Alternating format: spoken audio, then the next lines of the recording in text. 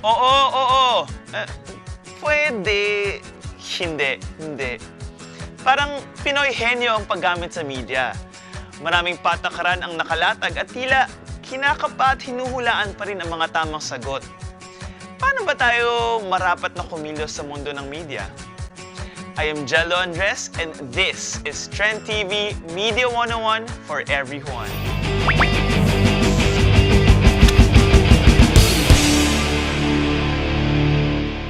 Hey guys, it's time to sit back as we find out the answers from our trendsetter of the day, Billie, as she goes one-on-one with the king of talk, Boy Abunda.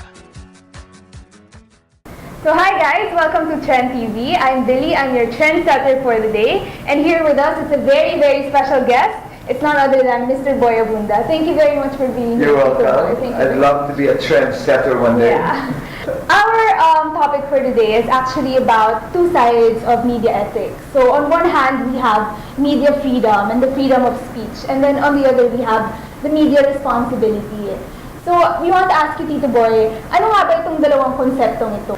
Walang fundamental conflict dapat ang kalayaan at saka ang responsibilidad. Lalo na kung ipipremise mo ang kalayaan na may responsibilidad kasi hindi naman kalayaan ang isang aspeto ng buhay natin kung ang intensyon mo ng kalayaan ay manakit. Pero kung you premise your definition of freedom on the right to do what is right and the right to do what is good and what is fair to others and to yourself is tantamount to practicing responsibility in the context of media. The premise of responsibility is goodness. Diba? I mean, you're responsible because you want to do something good. Let's take it up in the context of cases where there is a responsibility and there is use of freedom. Doon nagkakaproblema. Kasi, mahabang debate.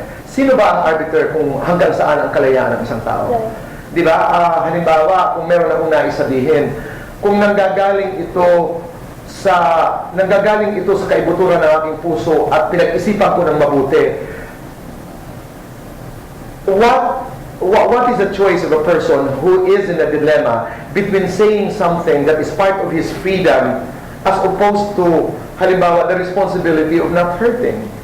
The call as to whether what should be done becomes complicated. Very, very complicated. Easier said than done. Pero dapat, anong solusyon doon? Kung tatanong mo sa akin, you have to be really true to your core.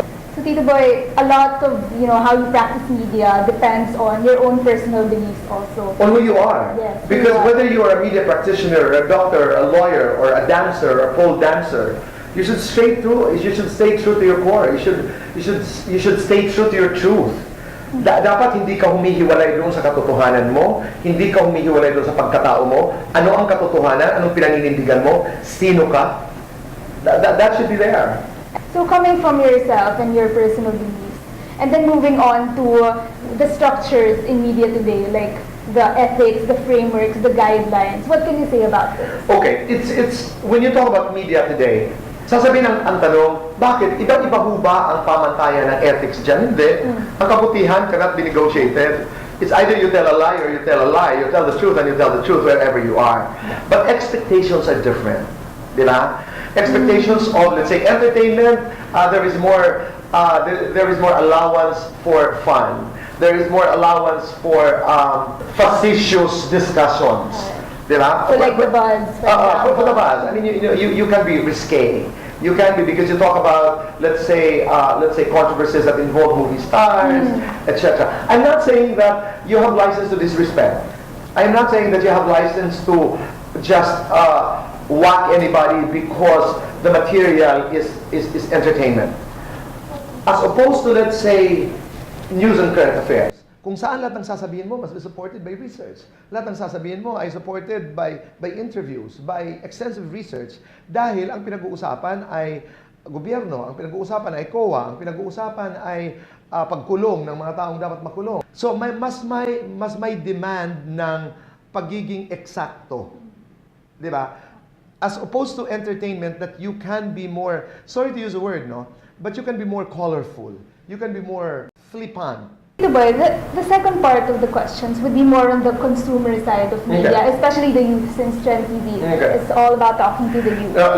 Before we even go into the consumers, even before we go into the public, lalo na ngayon kasi lumawak na. No? Ang media is hindi na lamang telebisyon. Hindi na. Noon, ang reporters, ang broadcasters ay nandito lamang sa television, nasa mga studio. Ngayon, ang consumers ng media, reporters na rin, broadcasters na rin. So the transactional cost and discipline of media has massively changed. Nabago na ang mukha. Nabago na ang mukha ng media.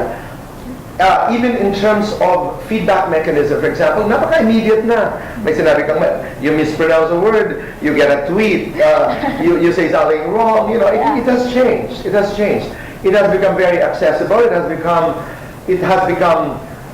extremely democratized. And in terms of that, how or what are the dangers that the youth are supposed to look at? Marami. Marami. Dahil nasa kamay na ng kabataan ngayon, in the hands of the youth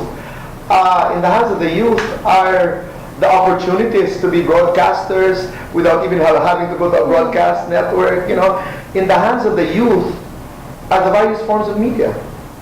You know, you can tweet an opinion, you can write something on your Facebook account. To the youth, importante, babalik ako sa diskusyon doon na huwag ka mawawala sa sarili mo. Importante pa rin sa akin as we handle media in all its forms, in all its activations, in all its renditions, you all go back to who we are. I want the youth to understand that wherever we go, whatever we do, whatever power we have in our hands, when you talk about the heart, touch the heart, it becomes limitless. Now we're going to a segment where we ask questions from students from different universities. From Hannah Arcangel from UP Diliman.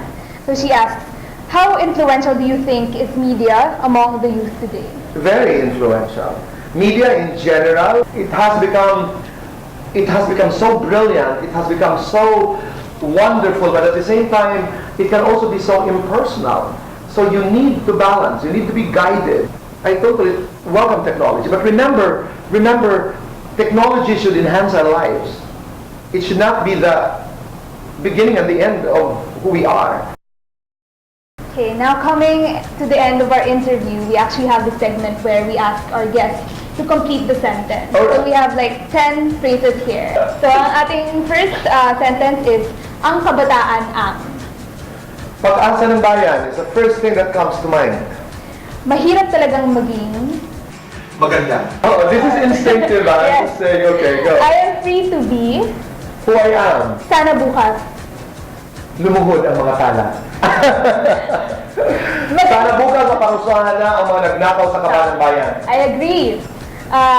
Next is magaling ang Pinoy sa. Lahat ng bagay, lalo na sa mga pagkakataon na napakaraming mga problema. Magaling ang Pinoy tumawa sa mga pagkakataon na hindi dapat tawanan pero nakakagaan ng sarili. Ang boses ko ay para sa. Ang boses ko ay para sa katotohanan, bayan, kasiyahan, Sisimulan ko ang pagiging mabuti araw-araw. bago ako matulog. Bago ako matulog, ako'y nagdadasal, pero maraming seremonya. Babasa ako. Responsibilidad natin ang. Mahalin ang bayan. Ako na dahil. Ako na dahil lahat ng pagbabago dapat nagsisimula sa akin. Perfect end to the interview. Thank you so much, Tito Boy, Maraming for salamat being with us. Very great insight. I'm sure the youth are going to learn a lot from this interview. Pagdating sa paggamit ng media, buy one take one ang sistema. Sa isang sulok, malaya tayong gamitin ang media ayon sa ating kagustuhan. Pero kaakibat nito ang responsibilidad na nakadikit dito. Dalawang produkto ang available sa aisle ng media. Sa promo na ito, magpapalugi ka ba o susulitin mo? This has been Trend TV, Kabataan, tayo ang magsimula.